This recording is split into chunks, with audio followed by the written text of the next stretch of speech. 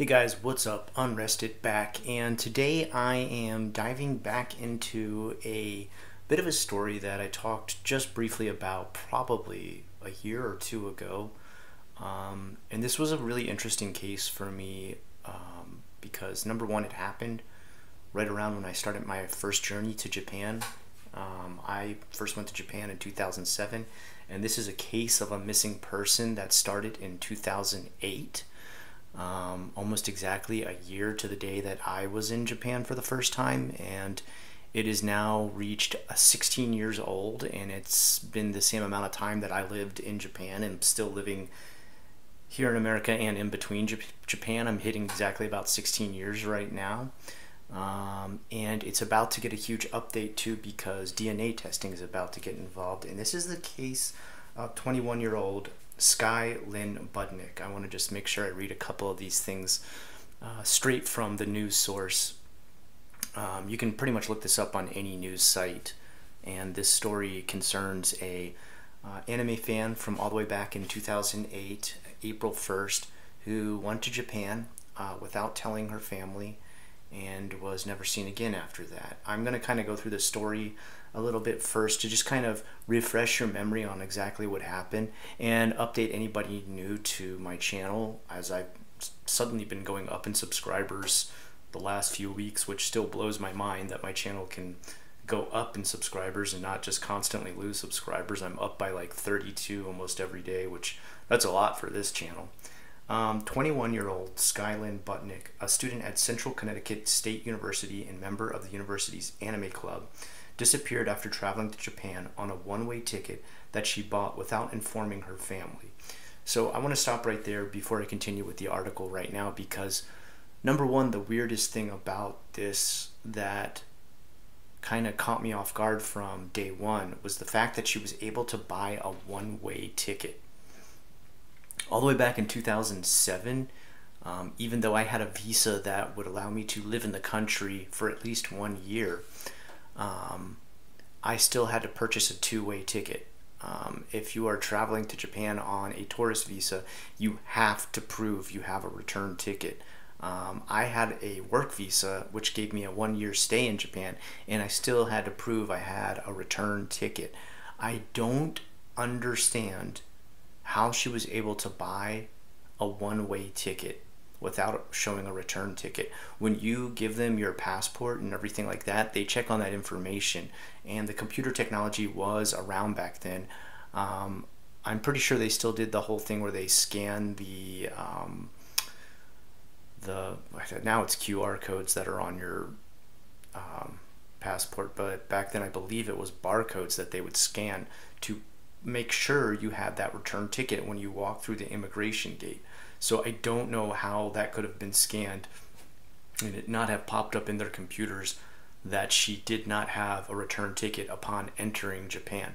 That is one part of this story that's never been explained to me, and I haven't found anything explaining that aspect to me. Anyway, let's continue. She left the United States on April 1st and was last seen on April 7th at an inn in Noboribitsu. Let me pronounce that one more time. Noboribetsu.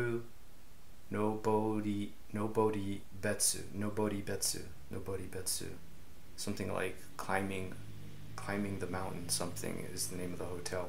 A city on Japan's northern island of Hokkaido. Budnick's family traveled to Hokkaido to search for her and have been working with the United States Embassy, the United States Consulate in Sapporo, and local police. However, her sister Megan Budnick returned home Friday without finding any additional information about the woman after her April 7th stay at the inn. The sister's mother, Susan Budnick, remains in Japan to continue the search. This is from like a long time ago. This is like the very first article that was written. This is from 4/22/2008. So, you know, she went missing April 1st. This is literally a 16-year-old news article that I'm reading about what exactly they did from day one that they found out. Now, as this has continued to have coverage on the internet over the years, the last 16 years, her sister, I believe her name is Megan, has created an entire podcast that covers what was going down during that time in her life, how busy her and her parents were, why nobody had noticed that she had left for Japan. Because that's the other thing that's really mysterious about all this. When she left for Japan at 21 years old, she didn't tell anybody in her family, and she didn't even tell any of her friends. And sadly, one of the hardest parts to hear about this is she didn't even have a cell phone at the time. 2008, I believe we were just getting the very first smartphones. So she probably, if she had even had a phone during that time, it would have been a flip phone, I imagine.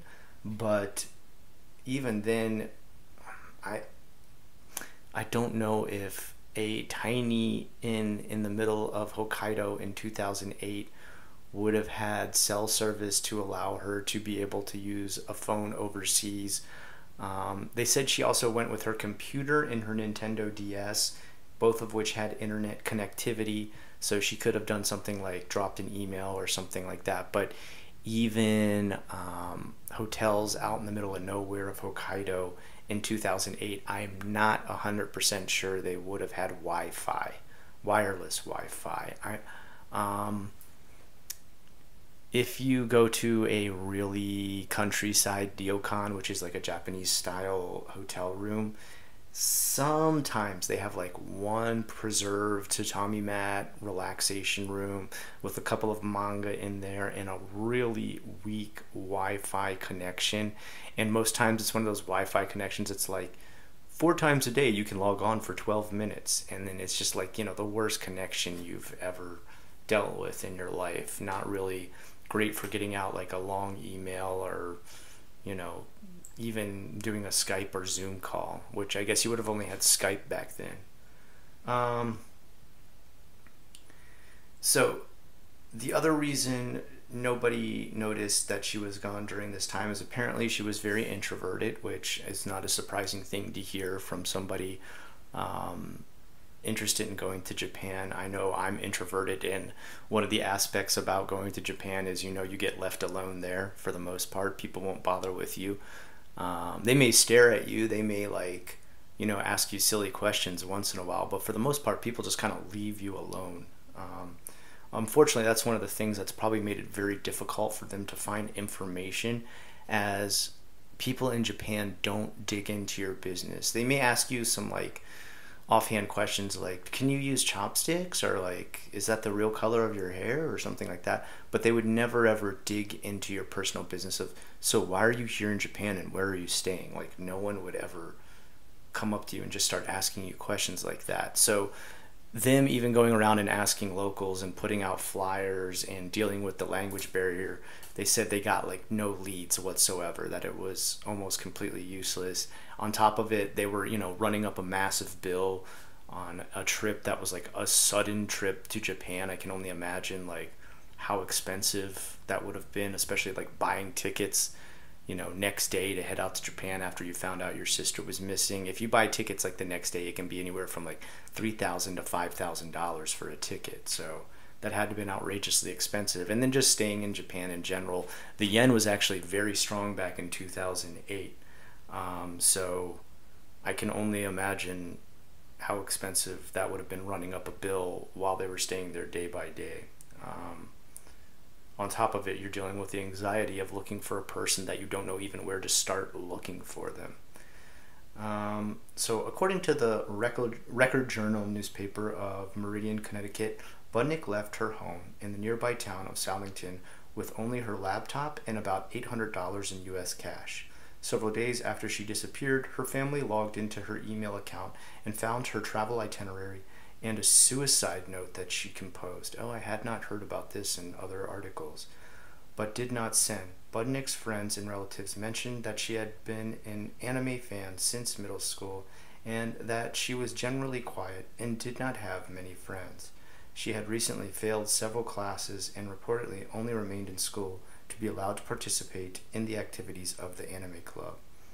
The United States Consulate in Sapporo has asked that people with more information on Budnick's whereabouts call 011-641-1115 from overseas and 8111-641-1115 from within domestic calls. So that's where we're at with this, but there's a ton more information that has come out recently. Like I said, her sister Megan has come out with an entire series that covered the first 10 days that her sister Sky was missing. And I've listened through this, and I kind of want to go through in future videos and kind of talk about the steps that were happening as far as them searching for their sister. I want to kind of talk about what Japan was like during that time, because like I said, I lived there from 2007 all the way up to 2022 and was, you know, just back there now in 2024. Yeah, I've got like a lot of experience with the area. I've been to Hokkaido 2 times. Actually, no, sorry, 3 trips to Hokkaido I've taken. I've been to the Sapporo area. I've walked up and down the downtown area of Sapporo. I haven't been to the exact tiny little city that she was staying at, but I know it is on the edges of Sapporo, and I've been on the edges to where it is more of a countryside area. If I were to use Occam's razor and just cut this down to the simplest idea I can, and you know, this is no offense to the family, this isn't trying to get anybody worked up or anybody upset. This is me trying to cut down to the most basic idea I can think of what would have happened, is that perhaps she was in this hotel out in the middle of the countryside of, you know, Hokkaido, and in April it still would have been very cold. I know you're thinking it's springtime then, but that's still a very, very cold time up in Hokkaido. You got to remember, Hokkaido is getting close to like Russia, all right? You're getting like close to that area. It's more like Maine in America. You could compare it to maybe like that longitude and latitude as far as like what the weather would be like. You'd be getting up near Canada, the very frosty areas around there as far as the weather is concerned. Snowfall's still very heavy, even more so in the countryside where there's not a lot of, you know, cars, businesses, you know, heaters running and stuff like that, melting the snow outside of your business area.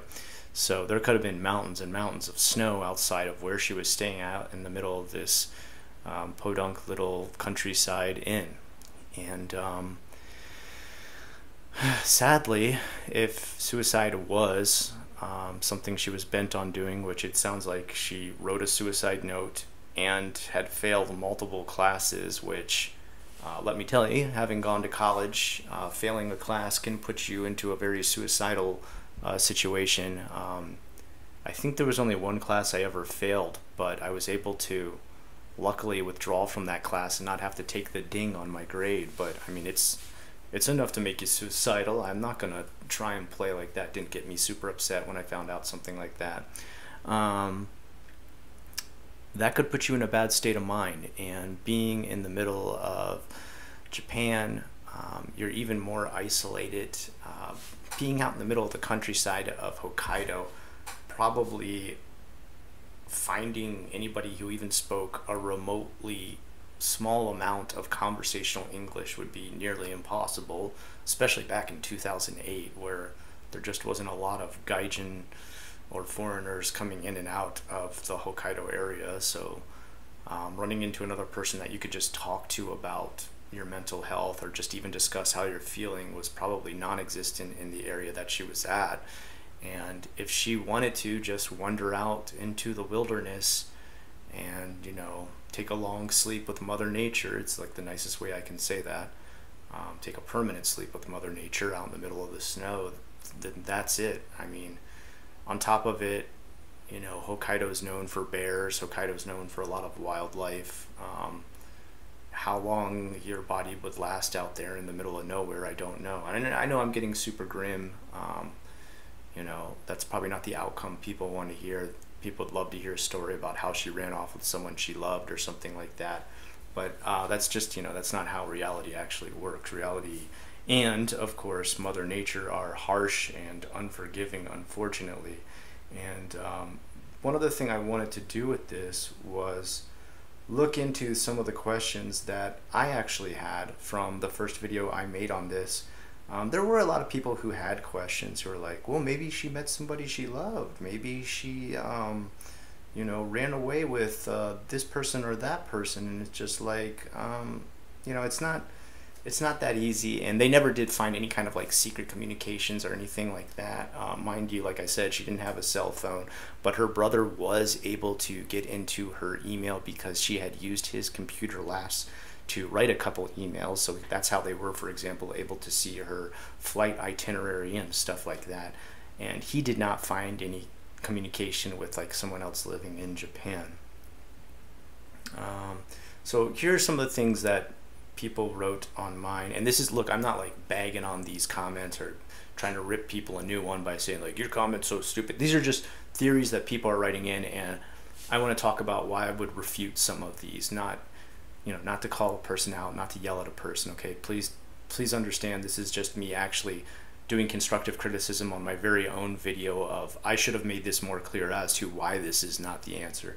So one says, looks like she either got lost on a hike or got groomed online into coming to Japan, which would explain why she left without telling her family.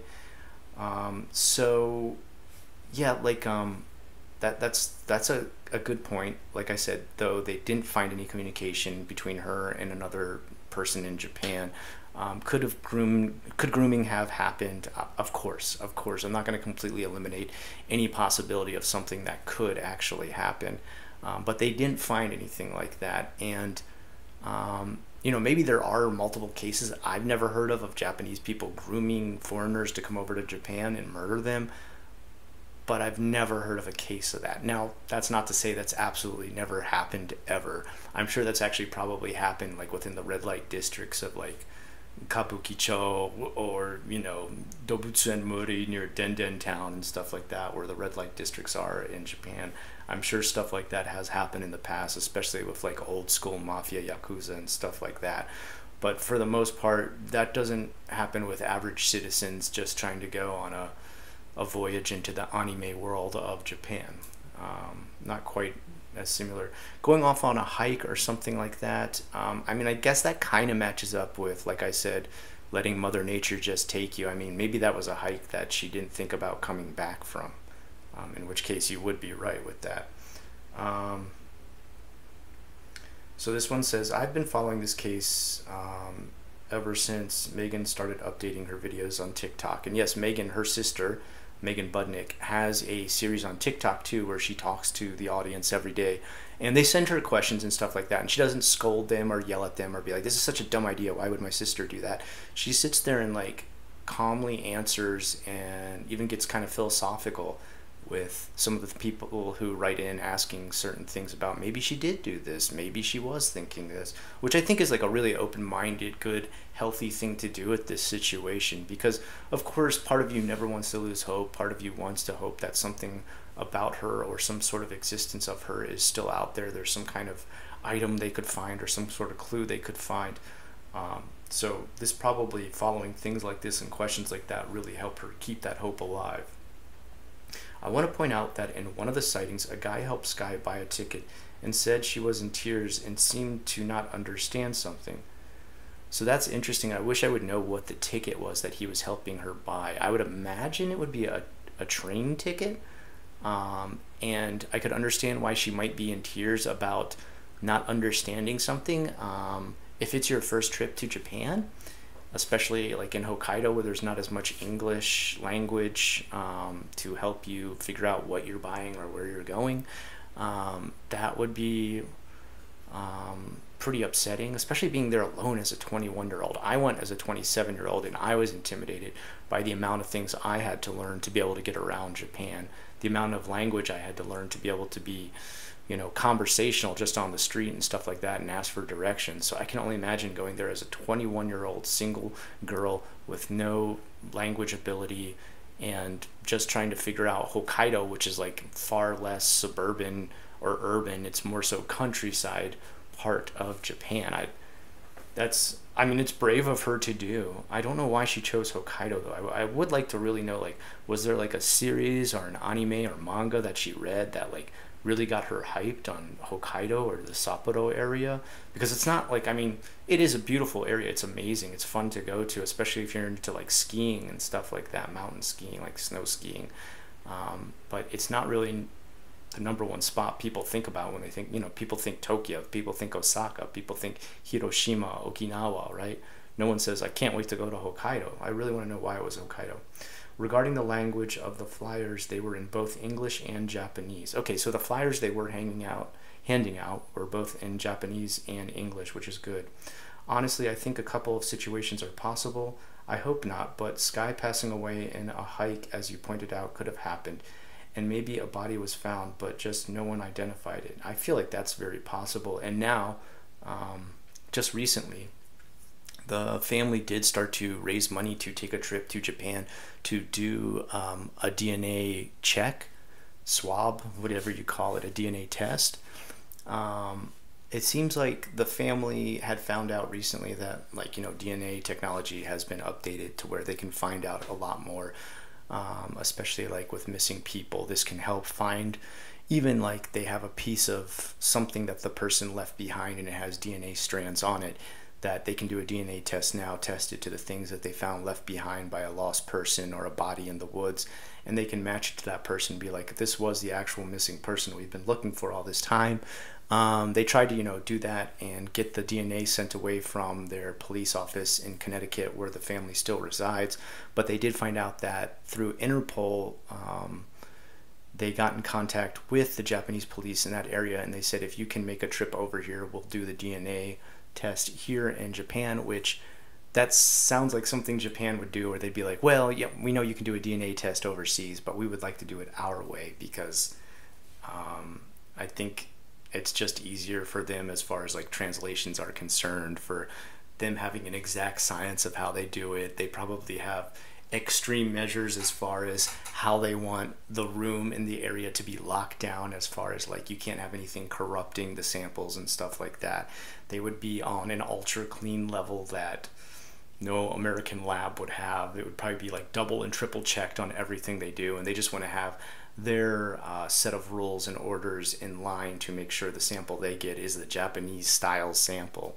So I can understand why they would ask the family to come over there. One thing I did see is they did try to start raising a GoFundMe, which I was going to prop up here on my video to say, like, let's try to help them out. They said they needed to raise around $100,000 to go to Japan and get all this done, because they said they need things like an interpreter, which is like definitely not cheap. You would need a ton of money to hire an interpreter. That, you know, to stay there for a while, to buy the tickets. I don't know how many members of their family are going there, but like on average, I think for like one person, it's around $1,500 per ticket on an economy class trip there. But it seems like they didn't hit that 100,000 goal. It looks like they got up to about 16,000. And then on June, let's see, I wrote it down here, June 15th, it looks like they actually went anyway. So, I mean, that's great to hear that they were able to get over there. It's great to hear that they were able to do the samples. I don't think they have any results back yet. I didn't see any update that showed that. This was the last update on their actual fundraiser on GoFundMe that said June 15th we made it to Japan and gave our DNA. So I don't know how long these tests take to process. I don't know what goes into any of this aspect of the science part of checking DNA, but hopefully this can allow them to get closer to a final solution as to what actually happened to Sky when she went there. And that's just, you know, that's where I'm at right now. I think we're getting close to an answer, to a final conclusion, and the fact that this is a new development in June 15th, 2024, which is kind of also wild because it's almost exactly the same time that I went back to Japan after living in America for a year. That now this case that I started looking into all the way back when I first went to Japan is now being followed up with new evidence via DNA samples in the same time that, like, my story kind of changed up with Japan as far as coming back here. It just really keeps me keyed in on, like, well, certain events are happening in this at the same time things are happening in my life. I want to keep covering this because it's kind of like bookmarking certain parts of my own journey between Japan and America. Let's see. I think that about covers. The only other thing I saw some people say that I felt like was kind of the most, sorry to say, but like useless idea, is that she found a lover over there and got married and ran away with them. And while that would be a beautiful story, I would love to hear that for Sky. that's just not really possible.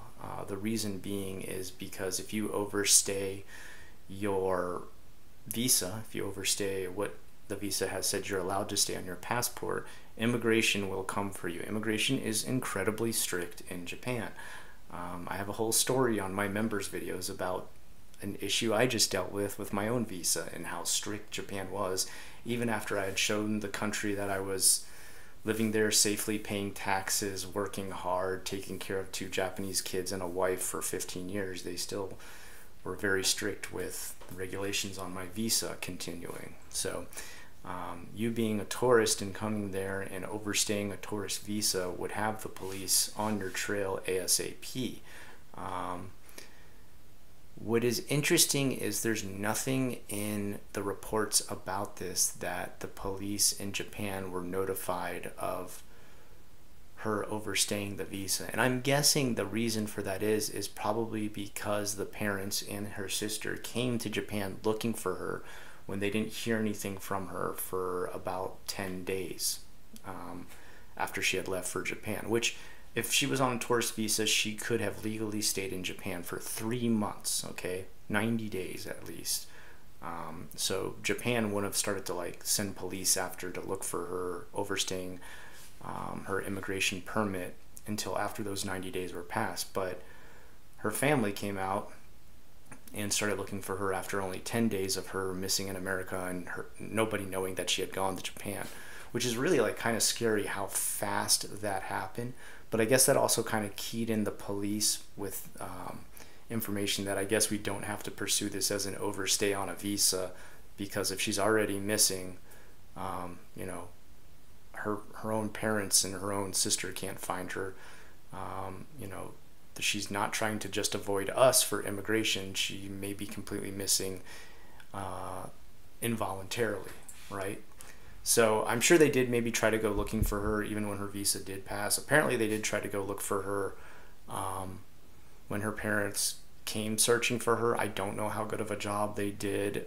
You know, I'm not saying her parents. I think her parents did as much as they possibly could. I think her sister did as much as they possibly could. I think, though, the police kind of dragged their feet on this. It doesn't sound like they really got enough done. And this sounds like Japan in general. They don't tend to go to hyper search party, rescue party when it comes to foreigners missing in their country, especially if they're not violating any visa stuff. And there's, you know, if some people might be like, that's racist, they don't want to take care of us foreigners and stuff when we go missing. Well, you got to also realize, like, the Japanese are trying to balance out, like, is this person just visiting the country as an adult and wants to be left alone by someone following her to the country? Or, like, you know, like, they're also confused too. They're also like, this girl's 21 years old. She's like a legal adult even in Japan too, which 20 is a legal adult in Japan. Can't she just be left alone to go look at whatever she wants? Why is her family pursuing her there? So they probably thought that at first too. Like, is this just somebody who wants to be left alone and come to the country and visit? Like, is that our place as police to interrupt her trip and be like, hey, your family's looking for her? So they were probably caught between that, like, you know, their social norms of like saving face and not being impolite to travelers and asking a lot of personal information when nobody's committed a crime yet. They tend not to just dig into your personal information randomly if nobody's committed a crime, which they hadn't. So I wonder how much help they actually gave the family during this time. Now apparently they're trying to do quite a bit, because obviously 16 years still missing, no one's found anything, no body, no trace, no anything. And one thing I found out today too is the sister said she's never even gotten to recover the Nintendo DS or the computer, which I would like to know who has that. Who did the police take that from the hotel she was staying at? Are they still left at the hotel? Like, that seems like that would be an ultra important bit of information for this case. Anyway, I've pretty much run this through as much as I can as far as an introduction to this case. I would like to dive into it deeper and go into like what the sister here has is called like The First 10 Days, and it's talking about what she dealt with in the first 10 days that she found out her sister was missing in Japan, kind of what kind of research she did and stuff like that. I want to like analyze, like, would this have helped find anybody in Japan, where it would have been difficult to deal with the police or been held up by the police, or even, you know, a lot of the red tape that Japan puts in front of you when it comes to investigating anything, because God, there's a lot of red tape when it comes to anything government based. I'd like to delve into that, more of the technical aspects of that. I'd like to theorize more on like different aspects of what could have happened, look deeper into some of the clues that were left behind. And maybe if we follow this up long enough, we'll reach a point where they do have some sort of results for this DNA testing that they're doing right now, and we'll get a final answer to this whole mystery. Because I feel like nowadays the thing that tends to really solve a lot of these like long-term 16 plus decades long missing cases is DNA samples at this point that finally get to the bottom of the case. And I would love to hear what you guys think could have happened in this situation, where a 21-year-old girl leaves for Japan, somehow is able to buy a ticket that I don't understand how she's able to buy a one-way ticket. I don't know how you can get away with that. If someone has some kind of information to explain to me how you override the fact that you need a return ticket, especially on a tourist visa, let me know, because I don't know how to do that. But there might be a way, there might be some kind of excuse you can tell the airport to allow you to go one way. I would like to hear more theories on how she could have gone missing, of what could have happened to her. You know, even give me even outlandish theories. You know, obviously be respectful, but, you know, give me things that like I'm completely not even thinking of. Maybe you know some kind of special animal that lives in that area of Hokkaido that I'm not even aware of.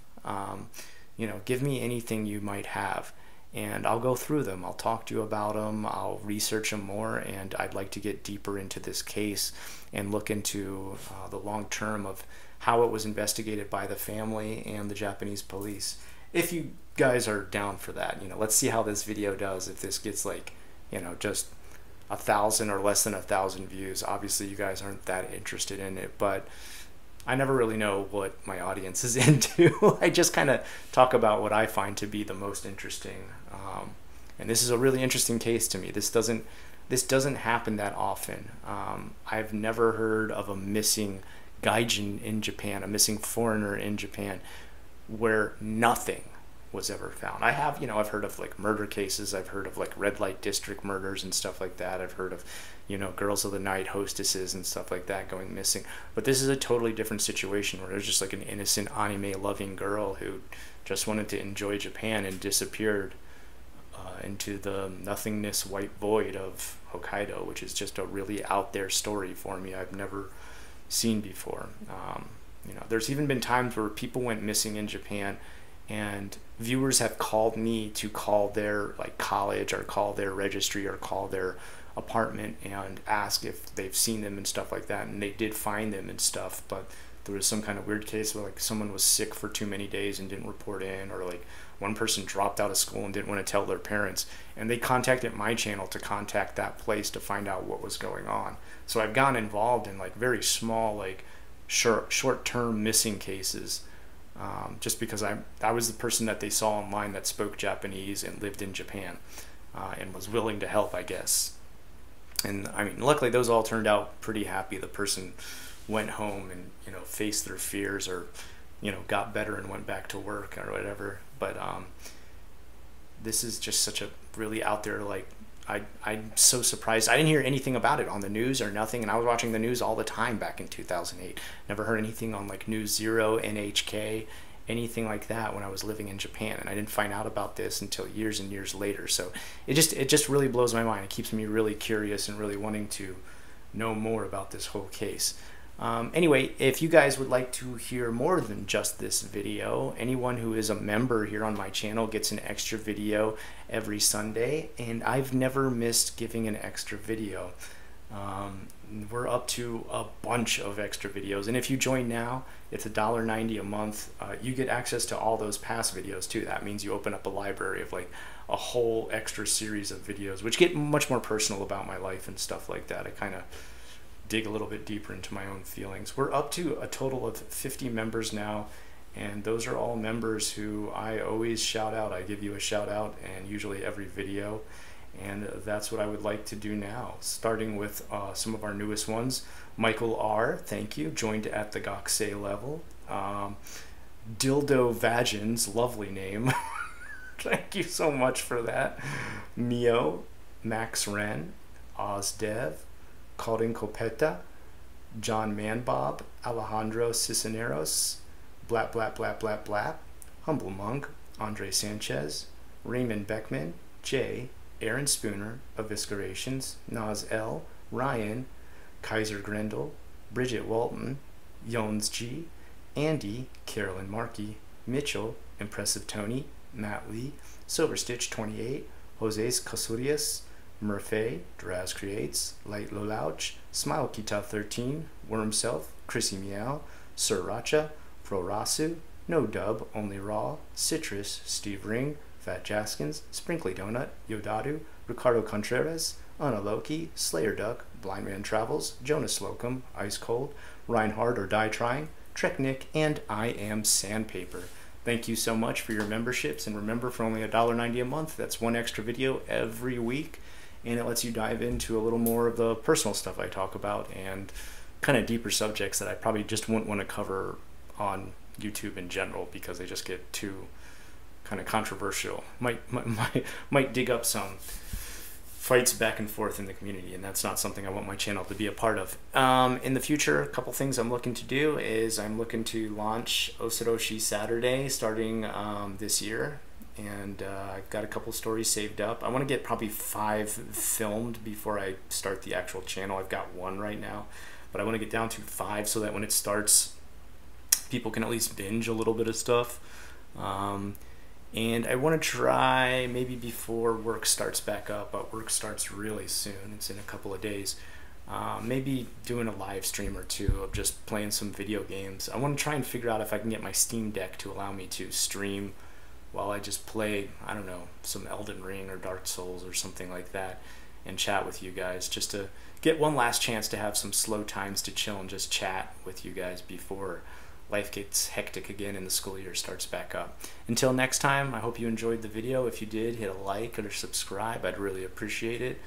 And I've been Unrested, and I hope you have a great rest of the day.